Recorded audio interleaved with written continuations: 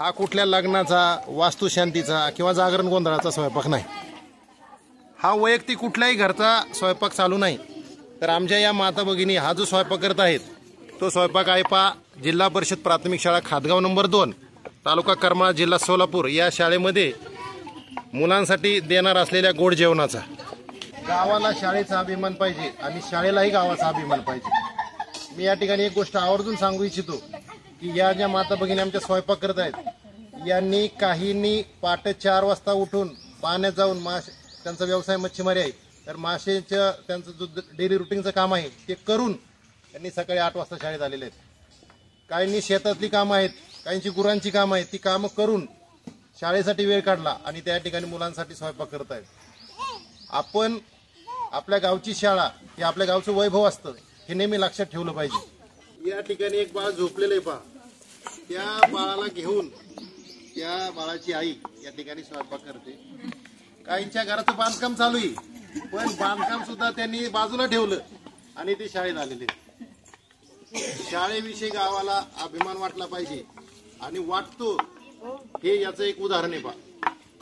जर तुम्हाला शाळेसाठी काही योगदान द्यायचं असेल तर त्यावेळी तुमचं पद प्रतिष्ठा महत्वाची नसते तर महत्वाचं असतं तुमचं शाळेविषयीचं प्रेम, शाळेविषयीची भावना। आणि या ठिकाणी या ज्या कोथिंबीर चिरत आहेत या खातगावच्या सरपंच आहेत, प्रथम नागरिक स्वतः या ठिकाणी कोथिंबीर चिरत आहेत। म्हणजे मी एखाद्या पदावर आहे आणि मी कसं काम करू अशी जी मानसिकता असते लोकांची ती या ठिकाणी बिलकुल पाहायला भेटत नाही। शाळा आमची आहे आणि आम्ही शाळेसाठी लागेल ते योगदान देऊ हे यातून दिसतंय पहा।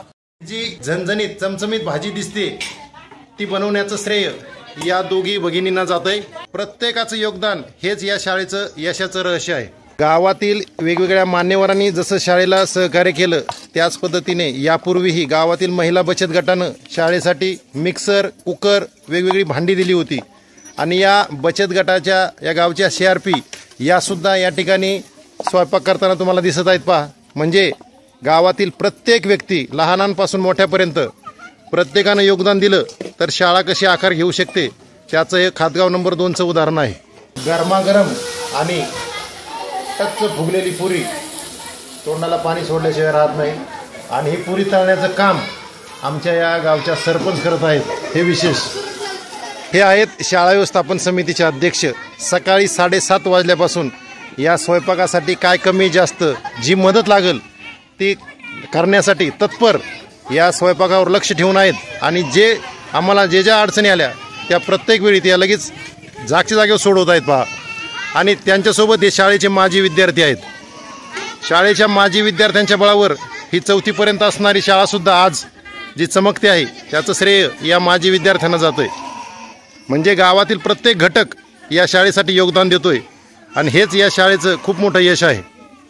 आजच्या या कार्यक्रमाचं आणखी एक विशेष पहा, हे आहेत रामेश्वर कुंडारे, आमच्या एका विद्यार्थ्याचे पालक आहेत सईराणीचे। त्यांनी आपल्या या आजच्या गोड जेवणाच्या कार्यक्रमासाठी आवर्जून आणि स्वइच्छेने हा शेवचिवडा मुलांसाठी आणलेला आहे। आमच्या शाळेतील यश कुंडारे या विद्यार्थ्याचे पालक वैजनाथ कुंडारे हे सुद्धा मच्छीमार व्यवसाय करतात।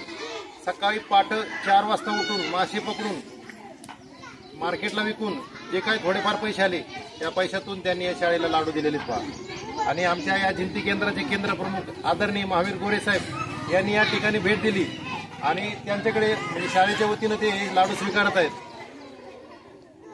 माणसाची परिस्थिती महत्वाची नसते, माणसाची मानसिकता महत्वाची असते आणि हेच या मच्छीमार परिवारातील या पालकांनी दाखवून दिलेलं आहे। भले आम्ही परिस्थितीनं एक साधारण असू परंतु मनाने आम्ही असाधारण आहोत आणि त्याच्याच बळावर आम्ही हे शाळेमध्ये वेळोवेळी जेवणाचे कार्यक्रम घेत आहोत।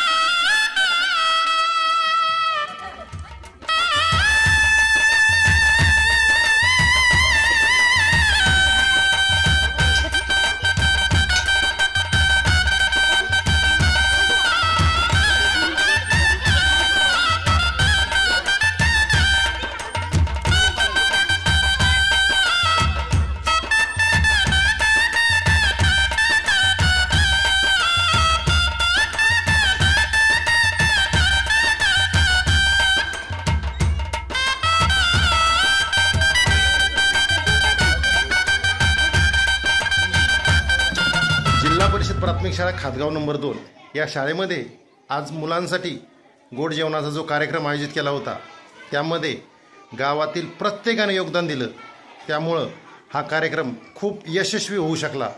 त्याबद्दल गावातील सर्वांचं, लहानांपासून थोरांपर्यंत सर्वांचं मनापासून धन्यवाद। आणि असंच प्रत्येक गावातील नागरिकांनी, लहान मोठ्यांनी जर शाळेसाठी सहकार्य केलं तर प्रत्येक गावातील शाळासुद्धा अशीच सर्व गुण संपन्न आणि सर्वांगीण शिक्षण देणारी ठरू शकते। धन्यवाद।